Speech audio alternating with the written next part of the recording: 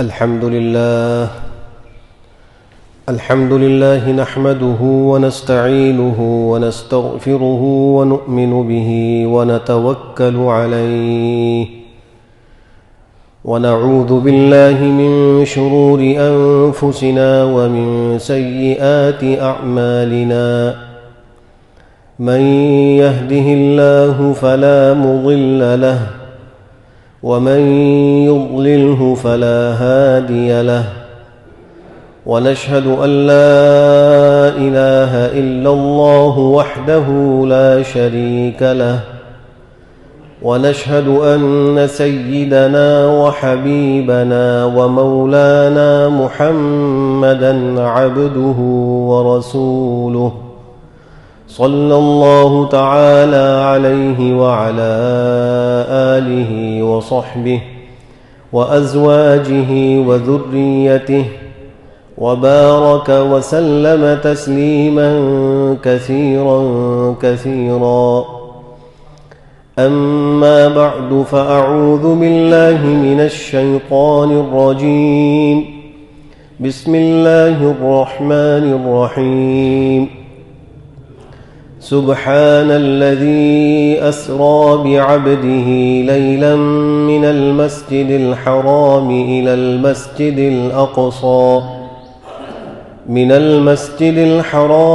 المسجد الأقصى الذي باركنا حوله لنريه من آياتنا إنه هو السميع البصير.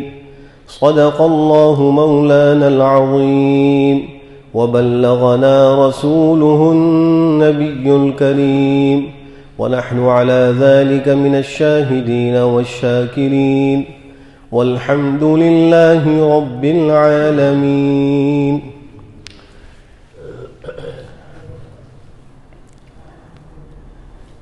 معزز سامعین کرام،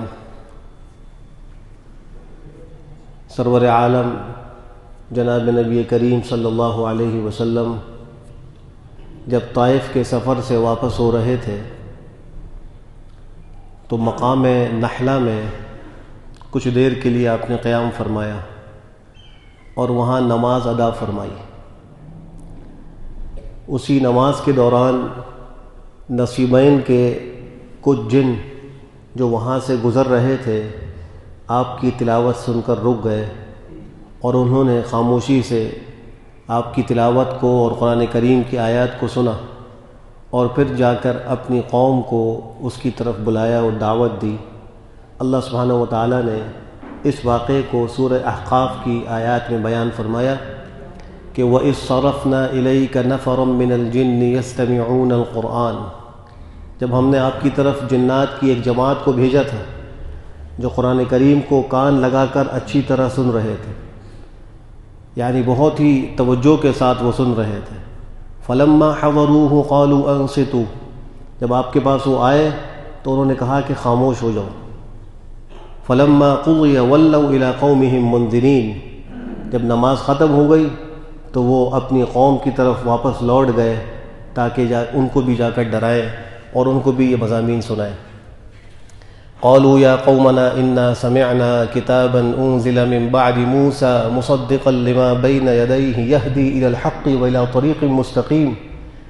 انہوں نے جا کر اپنی قوم کو اس طرح دعوت دی کہ ہماری قوم، ہم نے ایک ایسی کتاب سنی ہے، ایک ایسا کلام سنا ہے جو اللہ سبحانہ و تعالیٰ کی طرف سے موسیٰ علیہ السلام کے بعد نازل کیا گیا ہے، اور وہ اپنے سے پہلی آسمانی کتابوں کی تصدیق کرنے والا ہے. یہدی الی الحق، حق کی ہدایت کرتا ہے اور سیدھے راستے کی طرف بلاتا ہے.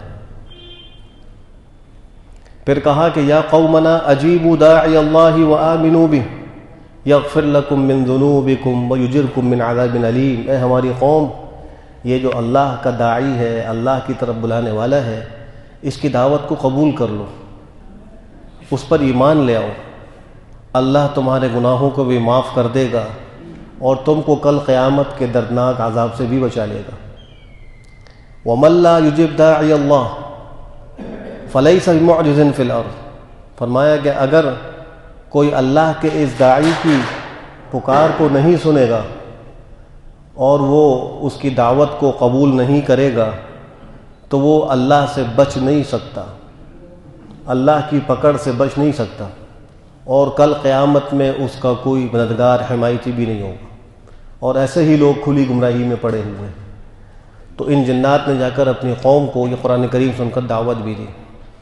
یہاں سے اب واپس ہوئے، مکہ مکرمہ کے قریب پہنچے، تو چونکہ اس طائف کے سفر میں حضرت زید ابن حارثہ رضی اللہ تعالیٰ عنہما بھی آپ کے ہم رکاب تھے، تو انہوں نے آپ سے عرض کیا کہ مکہ میں ہم کیسے داخل ہوں گے؟ اس وقت تو سارا مکہ ہمارا دشمن ہے اور ان سے بچنا مشکل ہے، ہم کسی کی پناہ میں بھی نہیں ہیں، تو ہمیں تو بہت تکلیف پہنچنے کا امکان ہے۔ تو آپ نے فرمایا کہ انشاءاللہ اللہ ہماری دستگیری فرمائیں گے، ہم داخل ہو جائیں گے اور یہاں امن سے رہیں گے۔ چنانچہ آپ نے اخنس ابن شریح کو پیغام بھیجا اور کہا کہ مجھے اپنی پناہ میں لے لو تاکہ مشرکین مکہ مجھے نقصان نہ پہنچائے۔ اس سے پہلے تو آپ ابو طالب کی پناہ میں تھے، تو مشرکین مکہ اور قریش وہ آپ سے کوئی جو ہے دست و گریبان نہیں ہوتے تھے اور کوئی آپ کو نقصان نہیں پہنچاتے تھے، لیکن اب ابو طالب بھی نہیں رہے، اور پھر شعب ابی طالب کے اندر جو آپ کی محصوری تھی وہ بھی رہی، اور اس کے بعد پھر معاہدہ ختم ہوا، تو آپ پھر طائف کے سفر سے واپس آ رہے ہیں، تو پریشانی تو ایک بہرحال تھی۔ پھر آپ نے ایک اور شخص کو جو سرداران مکہ میں سے تھا اس کو پیغام بھیجا اور کہا کہ تم ہمیں اپنی پناہ میں لے لو، اس نے بھی انکار کر دیا۔ پھر مطعم بن عدی کو آپ نے پیغام بھیجا، تو اس نے آپ کے اس پیغام کو قبول کیا اور کہا کہ میں اور میری قوم آپ کو پناہ دیتی ہے، اور پھر اپنی قوم کو جمع کر کے، اپنے لڑکوں کو جمع کر کے کہا کہ ان کو میں نے پناہ دی ہے، اب ان کا تحفظ ہماری ذمہ داری ہے۔ پھر وہ اپنے بیٹوں کے ساتھ اسلحہ وغیرہ لگا کر آپ کو اپنے ساتھ لے کر مسجد حرام میں لائے۔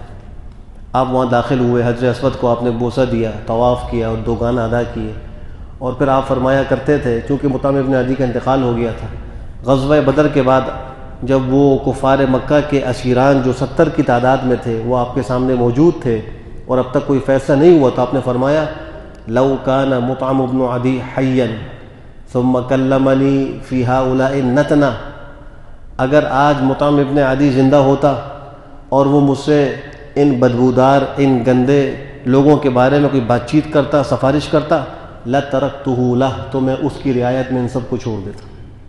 اس کا یہ احسان آپ مانتے تھے کہ طائف سے واپسی پر جب مجھے کوئی پناہ نہیں دے رہا تھا تو مطعم ابن عدی نے مجھ کو پناہ دی۔ یہ واقعات سن نبوت کے 10ویں سال کے بعد کے ہیں، چونکہ 3 سال شعب ابی طالب میں آپ محصور رہے اپنی قوم اور قبیلے کے ساتھ، اور سن 10 نبوی میں اس سے چھٹکارا ہوا اور وہ جو معاہدہ قریش نے کیا تھا وہ ختم ہوا، اور پھر طائف کا سفر ہوا، اور اس سفر میں بھی آپ کے ساتھ بڑی زیادتی کی طائف والوں نے اور آپ کو بہت ستایا، جس کا ذکر گزشتہ جمعے میں ہم نے آپ کے سامنے کیا تھا۔ تو اللہ کے راستے کی کوئی ایسی ذلت اور رسوائی نہیں تھی جو آپ نے برداشت نہ کی ہو، کوئی ایسی تکلیف نہیں تھی جو آپ نے برداشت نہ کی ہو۔ اللہ نے اس کے بدلے میں آپ کو وہ رفعتیں اور بلندیاں عطا فرمائیں کہ افضل الملائکۃ المقربین بھی وہاں تک نہیں پہنچ پائے، اب ان سے بھی آگے نکل گئے، اور اس کے بعد ہی اسراء اور معراج کا واقعہ ہوا اور اللہ نے آپ کو معراج نصیب فرمائی۔ قرآن کریم میں سورہ بنی اسرائیل کے آغاز میں اللہ سبحانہ وتعالیٰ نے آیات کے اندر اسی اسراء کا تذکرہ کیا ہے۔ سبحان الذی اسریٰ بعبدہ لیلا، پاک ہے وہ ذات جو رات کے ایک حصے میں لے گیا اپنے بندے کو، من المسجد الحرام الی المسجد الاقصی، مسجد حرام سے مسجد اقصی تک، الذی بارکنا حولہ، وہ مسجد اقصی جس کے ارد گرد کے ماحول میں ہم نے بڑی برکت رکھی ہے۔ اللہ سبحانہ وتعالیٰ نے وہاں مادی اور ظاہری نعمتوں کے ساتھ بھی بڑی برکت رکھی ہے کہ وہاں نہریں ہیں، باغات ہیں، چشمے ہیں، پھل ہیں، اور معنوی روحانی برکات بھی بہت ہیں کہ وہ انبیاء کا مسکن ہے، وہ سرزمین انبیاء کا مدفن ہے، ہزاروں کی تعداد میں انبیاء اس سرزمین میں آرام فرما ہے۔ تو اللہ نے مسجد حرام سے مسجد اقصی تک کا وہ سفر کرایا، اور آگے اس کا مقصد بھی ذکر کیا، لِنُرِيَهُ مِنْ آیاتنا، تاکہ ہم ان کو اپنی قدرت کے عجائب، اپنے ملکوت کے سربستہ راز دکھلائیں۔ اِنَّهُ هُوَ السَّمِيعُ الْبَصِيرُ، اللہ سمیع اور بصیر ذات ہے۔ احادیث میں آتا ہے کہ ایک روز آپ حضرت ام ہانی رضی اللہ تعالی عنہ کے گھر میں آرام فرما تھے، اور اسی آرام کے دوران، رات کے دوران ہی اچانک اس گھر کی چھت پھٹی، جبرائیل اور میکائیل علیہم السلام تشریف لائے، آپ کو بیدار کیا اور آپ کو لے کر حتیم میں آئے۔ حتیم جو خانہ کعبہ کا ایک حصہ ہے، اس میں آ کر آپ لیٹ گئے اور پھر دوبارہ سو گئے۔ کچھ دیر کے بعد انہیں پھر آپ کو اٹھایا اور اٹھا کر بیر زمزم کے پاس لے آئے، اور وہاں لا کر آپ کے سینہ مبارک کو شق کیا۔ شق صدر کا ایک واقعہ یہاں بھی ہوا، اور آپ کے قلب مبارک کو نکال کر ماء زمزم سے دھویا، اور ایک وہ سونے کا تش لے کر آئے تھے جو ایمان و حکمت سے بھرا ہوا تھا، وہ آپ کے قلب مبارک کے اندر ڈال دیا گیا، اور دوبارہ اس کو سی کر برابر کر دیا گیا۔ اور پھر آپ کے سامنے ایک سواری لائی گئی جس کو براق کہا جاتا ہے۔ یہ ایک بہشتی جنتی سواری ہے جو گدھے سے کچھ بڑا اور خچر سے کچھ چھوٹا ہے۔ آپ کی خدمت میں وہ لائے اور لا کر کہا کہ اس میں سوار ہو جائیے۔ آپ سوار ہو گئے۔ ایک روایت میں آتا ہے کہ آپ کے پیچھے ردیف حضرت جبرائیل علیہ السلام خود بنے، وہ خود آپ کے پیچھے بیٹھے، اور ایک روایت میں یہ ہے کہ وہ الگ سواری پر تھے، آپ الگ سواری پر تھے۔ وہاں سے روانہ ہوئے۔ براق کے بارے میں روایات میں ہے کہ وہ اتنا تیز رفتار ہے کہ جہاں اس کی نگاہ پہنچتی ہے وہاں اس کا قدم ہوتا ہے، اس رفتار سے وہ سفر کرتا ہے۔ اور جب وہ آپ کو لے کر چلا تو وہ کچھ شوخی دکھانے لگا۔ جبریل امین نے اس سے کہا کہ تو کیوں اتنی شوخی دکھا رہا ہے؟ تیرے اوپر آج جو شخصیت سوار ہے، اس سے زیادہ محترم و مکرم اور معزز کوئی شخصیت کبھی سوار نہیں ہوئی۔ چنانچہ وہاں سے چلے، ایک زمین پر پہنچے جہاں کھجوروں کے بڑے باغات اور درخت تھے، وہاں وہ ٹھہرے۔ جبریل امین نے آپ سے عرض کیا کہ یہاں اتر کر آپ 2 رکعت نماز پڑھیے۔ آپ نے نماز پڑھ لی۔ نماز کے بعد جبریل امین نے کہا کہ یہ جگہ یثرب ہے، یعنی مدینہ منورہ کا جو پرانا نام ہے وہ یثرب ہے۔ قرآن کریم میں بھی اللہ نے اس نام کو ذکر کیا ہے، اور بعد میں جب آپ علیہ السلام تشریف لے آئے ہجرت کے بعد تو اس کا نام پڑا مدینۃ النبی اور المدینۃ المنورہ۔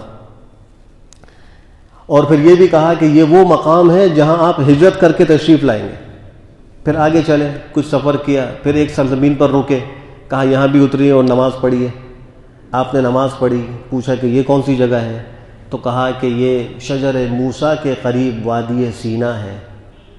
یہ وہ درخت ہے جہاں پر اللہ سبحانہ وتعالیٰ نے حضرت موسیٰ علی نبینا وعلیہ صلوات و تسلیمات کو اپنی ہم کلامی سے مشرف فرمایا تھا۔ وہاں سے کچھ آگے چلے، پھر ایک زمین پر پہنچے تو پھر وہ رکے، اور وہاں بھی آپ کو کہا کہ 2 رکعت نماز آپ پڑھیے۔ آپ نے نماز پڑھی، پھر پوچھا کہ یہ کون سی زمین ہے؟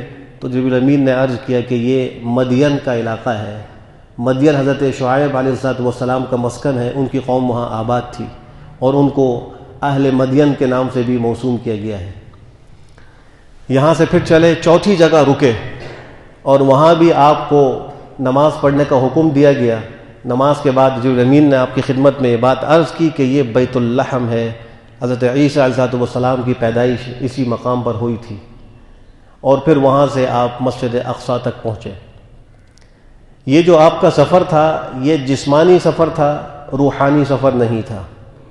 یعنی آپ اپنے اس جسم اطہر کے ساتھ، جس کے ساتھ اس دنیا میں آپ تشریف فرما تھے، اس سفر پر تشریف لے گئے۔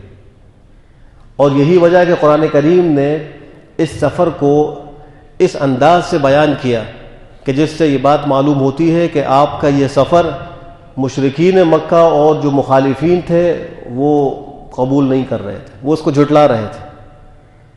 تو اللہ نے اس واقعے کا ذکر لفظ سبحان سے کیا۔ سبحان، سبحان یہ کسی عجیب و غریب بات کے لیے کہا جاتا ہے کہ جب کوئی شخص ایسی بات کہے جس پر سامعین کو تعجب ہو اور ان کی عقل اس کو قبول نہ کر رہی ہو، تو وہ بات منوانے کے لیے لفظ سبحان کو ذکر کیا جاتا ہے۔ تو یہ سبحان کا لفظ خود اس بات پر دلیل ہے کہ آپ کا یہ سفر وہ جسمانی تھا، ورنہ روحانی سفر پر تو کوئی تعجب نہیں۔ انسان نیند کے عالم میں روحانی طور پر آسمانوں کی بھی سیر کر رہا ہوتا ہے، زمین کی بھی سیر کر رہا ہوتا ہے. یہ کوئی قابل تعجب بات نہیں ہے، اس پہ کوئی انکار بھی نہیں کرتا. لیکن یہ کسی کو کہنا کہ رات کے ایک حصے میں اپنے جسم کے ساتھ مسجد حرام سے مسجد اقصیٰ تک کا سفر کیا، اور پھر مسجد اقصیٰ سے آسمانوں کا، اور پھر 7 آسمانوں کو پار کر کے عرش تک کا سفر ہوا، جہاں تک اللہ نے چاہا وہاں تک آپ پہنچے، تو یہ انسانی عقل آسانی سے قبول نہیں کرتی. تو اس کو قبول کرانے کے لیے اللہ سبحانہ وتعالیٰ نے خاص طور پہ سبحان کا لفظ ذکر فرمایا. پھر یہ کہا کہ بعبدہ، پاک ہے وہ ذات جو اپنے بندے کو لے گیا. عبد کا اطلاق صرف روح پر نہیں ہوتا، جسم اور روح دونوں کے مجموعے کو عبد کہا جاتا ہے. دوسری طرف اس میں یہ بھی اشارہ ہے کہ اللہ سبحانہ وتعالیٰ کو عبدیت بڑی پسند ہے. اس مخصوص واقعے میں آپ کی صفات میں سے عبدیت کی صفت کو ذکر فرمایا، کسی اور صفت کو ذکر نہیں فرمایا. یہ سب سے اونچا مقام ہے مخلوق میں جو آپ علیہ السلام کو اللہ نے نصیب فرمایا تھا. یہ نہیں کہا سبحان الذی اسری بنبیہ، سبحان الذی اسری برسولہ، بلکہ فرمایا سبحان الذی اسری بعبدہ. اور ایک اور جگہ فرمایا تبارک الذی نزل الفرقان علی عبدہ لیکون للعالمین نذیرا. حضرت عیسیٰ علیہ السلام کے بارے میں فرمایا ان هو الا عبد انعمنا علیہ. اور دیگر انبیاء کے بارے میں فرمایا ہے کہ وذکر عبادنا ابراہیم و اسحاق و یعقوب. ان سب کو اللہ نے عباد اور عبد کے لفظ سے ذکر فرمایا. اس میں اشارہ ہے کہ انسان کو بندگی کا راستہ اختیار کرنا چاہیے، اللہ کا بندہ بن کر رہنا چاہیے، اپنے آپ کو مٹا کر رہنا چاہیے. بہرحال روایات میں آتا ہے کہ جب آپ کا سفر یہ شروع ہوا تو درمیان میں ایک بڑھیا پر آپ کا گزر ہوا، ایک بوڑھی عورت پر. اس بوڑھی عورت نے آپ کو آواز دی. جبریل امین نے کہا اس کو جواب مت دیجیے، اس کی طرف کوئی التفات نہ کیجیے، آگے چلیے. آپ آگے چل پڑے. کوئی دور چلے، پھر ایک بوڑھا شخص نظر آیا اور اس نے بھی آپ کو آواز دی. تو آپ کو جبریل امین نے کہا کہ اس کو بھی جواب نہ دیں، آگے تشریف لے جائیے. آپ اور آگے بڑھے. آپ کا گزر ایک جماعت پر ہوا، چند لوگ تھے وہاں موجود تھے، انہوں نے آپ کو سلام کیا اور ان الفاظ میں سلام کیا السلام علیک یا اول، السلام علیک یا آخر، السلام علیک یا حاشر. تو جبریل امین نے کہا کہ ان کو آپ جواب دیجیے. وہاں آپ نے ان کو جواب دیا ان کے سلام کا. پھر پوچھا کہ وہ بڑھیا کون تھی؟ تو جبریل امین نے عرض کیا کہ وہ دنیا تھی. دنیا کو ایک بوڑھی عورت کی شکل میں آپ کے سامنے لایا گیا تھا. اور پھر یہ کہا کہ اس دنیا کے ختم ہونے میں اتنی ہی مدت باقی ہے جتنی اس بڑھیا کی عمر ختم ہونے میں باقی ہے. بڑھاپے کے بعد کتنی عمر ہے؟ بہت ہی مختصر عمر ہوتی ہے. تو اشارہ اس طرح تھا کہ دنیا یہ بہت جلدی ختم ہونے والی ہے. پھر عرض کیا کہ وہ جو بوڑھا تھا وہ شیطان تھا جو آپ کو بلا رہا تھا، ایک بوڑھے آدمی کی شکل میں تھا. اس لیے ان دونوں کو آپ نے جواب نہیں دیا، آپ کو منع کیا کہ ان کو جواب نہ دیں. اسی سفر میں آپ کا گزر ایک شخص پر ہوا جو ایک نہر کے اندر تیر رہا تھا اور پتھر کے لقمے بنا بنا کر کھا رہا تھا. پتھر کے لقمے بنا رہا تھا. آپ نے پوچھا کہ یہ کون شخص ہے؟ جبریل امین نے عرض کیا یہ سود خور ہے. اس سود خور کو یہ عذاب ہو رہا ہے قیامت تک. مرنے کے بعد اس کا عذاب یہی ہے کہ وہ ایک نہر میں تیرتا رہے گا اور پتھروں کے لقمے بنا بنا کر کھاتا رہے گا. آج مسلمان سود خوری کو بسا اوقات گناہ بھی نہیں سمجھتا. سودی بینکوں میں ملازمت کرنا کوئی مسئلے کی بات ہی نہیں. وہ کہتے ہیں یہ تو سب ایسے ہی ہے، بس سب حلال ہے. اور سودی بینکوں کے اندر پیسے رکھ کر اس پر منافع لینا، ریٹائرمنٹ کے بعد جو پیسے ملتے ہیں ان کو ایسے سودی بینکوں میں انویسٹ کر کے تا حیات اسی نفع کو استعمال کرنا. اللہ اور اس کے رسول سے جنگ نہیں ہے تو اور کیا ہے؟ قرآن کریم اللہ فرماتے ہیں سودی لین دین کرنے والوں کو کہ اللہ اور اس کے رسول سے جنگ کرنے والے ہیں. حدیث شریف فرمایا کہ سود لینے والا، دینے والا، اس معاملے کو لکھنے والا سب اس گناہ میں شریک ہے. اگر ہم سودی لین دین کرتے رہیں اور پھر ہم یہ کہیں کہ ہمارے گھروں میں سکون نہیں ہے، ہماری اولادیں فرمانبردار نہیں ہیں اور ہمیں صحت حاصل نہیں ہو رہی، بیماریوں کا ہم شکار ہیں، ہمیں چین سکون امن حاصل نہیں ہو رہا، تو ہمیں یہ سوچ لینا چاہیے کہ جب اللہ اس کے رسول سے جنگ کر رہے ہوں تو پھر ہمیں چین و سکون کیسے حاصل ہوگا؟ اولادیں ہماری فرمانبردار کیسے بنیں گی؟ اس سے توبہ کرنے کی ضرورت ہے. اسی سفر میں آپ کا گزر چند ایسے لوگوں پر ہوا جن کے ناخن تانبے کے تھے اور وہ ان ناخنوں سے اپنے چہروں کو اور اپنے سینوں کو چھیل رہے تھے، نوچ رہے تھے۔ جناب نبی کریم صلی اللہ علیہ وسلم نے جبریل امین سے یہ بات ارشاد فرمائی کہ یہ کون لوگ ہیں جو یہ ایسے سخت عذاب میں مبتلا ہیں؟ انہوں نے عرض کیا یہ وہ لوگ ہیں جو دوسرے مسلمانوں کی آبرو ریزی کیا کرتے تھے، غیبتیں کیا کرتے تھے، ان کو یہ عذاب ہو رہا ہے۔ قرآن کریم میں سورہ حجرات میں اللہ فرماتے ہیں وَلَا يَغْتَبْ بَعْضُكُمْ بَعْضًا أَيُحِبُّ أَحَدُكُمْ أَن يَأْكُلَ لَحْمَ أَخِيهِ مَيْتًا فَكَرِهْتُمُوهُ، کہ تم بعض کی غیبت نہ کرو، دوسروں کا ذکر پیٹھ پیچھے برائی کے ساتھ نہ کرو جس کو وہ برا سمجھتا ہے۔ کہ تم میں کوئی شخص یہ بات پسند کرتا ہے کہ وہ اپنے مردہ بھائی کا گوشت کھائے، تم تو اس کو ناپسند کرتے ہو، تو پھر غیبت کیسے کرتے ہو؟ اس سے بچو۔ یہ اللہ نے صاف صاف حکم ارشاد فرمایا۔ حدیث شریف میں آپ نے فرمایا الغیبۃ اشد من الزنا، غیبت زنا سے زیادہ سخت ہے۔ آج ہماری مجلسیں الا ماشاء اللہ ایسی ہوں گی کہ شاید وہ غیبت سے خالی ہوں، یہ مسلمانوں کی آبرو ریزی سے خالی ہوں۔ آپ کا گزر کچھ ایسے لوگوں پر بھی ہوا اسی سفر میں کہ جو ایک جگہ موجود تھے اور ان کے سروں کو پتھروں سے کچلا جا رہا تھا۔ جب ان کے سر کچل جاتے تھے پھر دوبارہ ٹھیک اور درست ہو جاتے تھے، پھر پتھروں سے ان کے سر کو کچلا جاتا تھا، پھر وہ ٹھیک ہو جاتے تھے۔ اس طرح ان کو عذاب دیا جا رہا تھا۔ آپ نے پوچھا یہ کون لوگ ہیں جن کو یہ عذاب ہو رہا ہے؟ جبریل امین نے عرض کیا یہ وہ لوگ ہیں جو نماز پڑھنے میں سستی کرتے تھے، نماز ترک کرتے تھے۔ یہ نہیں فرمایا، نمازوں میں سستی کرتے تھے۔ آج ہم اپنا حال ذرا دیکھیں کہ مرد کیا، عورتیں کیا، جوان کیا اور چھوٹے کیا، نماز کا کیا حال ہے کہ ہم اپنے ہر کام کو نماز سے زیادہ اہم سمجھتے ہیں۔ نماز کو بسا اوقات تو ادا ہی نہیں کرتے اور اکثر اس کو اس کے وقت سے مؤخر کر کے پڑھتے ہیں، تاخیر سے پڑھتے ہیں۔ گھروں کے اندر خواتین ہوتی ہیں، کام کاج میں مصروف رہتی ہیں، آخر وقت میں بڑی مشکل سے جلدی نمازیں پڑھ کر ایک بوجھ گویا اپنے سر سے انہوں نے اتارا اور فارغ ہو جاتی ہیں۔ اس دنیا میں اللہ نے اپنے نبی کو یہ باتیں دکھلا کر عبرت دلائی ہے، لوگوں کو اس طرف متوجہ کیا ہے کہ اپنے اعمال کو ٹھیک کرو۔ اگر اللہ چاہتے تو یہ عذابات نہ دکھلاتے اپنے نبی کو، لیکن یہ دکھلا کر بتلایا کہ اپنی قوم کو، اپنی امت کو ذرا بتلائیے گا تاکہ وہ ان گناہوں سے بچے۔ جوان اپنے کھیل کود میں، اپنی پڑھائی میں اور دوستوں کے ساتھ مجلسوں میں مصروف ہیں، اور اذان کی آواز مسجد سے بلند ہوتی ہے، اذان کا جواب نہیں دیتے، مسجد میں نہیں آتے، کھیل کے میدانوں میں کھیل میں مصروف رہتے ہیں، گھروں کے اندر اپنے موبائلوں میں، کمپیوٹروں پر مصروف رہتے ہیں، لیکن مسجد میں حاضر نہیں ہوتے۔ ان کے لیے اس واقعے میں عبرت ہے کہ ان کے سر کچلے جا رہے ہیں اور قیامت تک ان کو یہ عذاب ہوگا، اور پھر قیامت میں جو اللہ معاملہ کرے اللہ ہی جانتا ہے کیا معاملہ ہوگا۔ آپ کا گزر ایسے لوگوں پر بھی ہوا جن کی شرمگاہوں پر چند چیتھڑے لگے ہوئے تھے آگے اور پیچھے، باقی پورے برہنہ تھے۔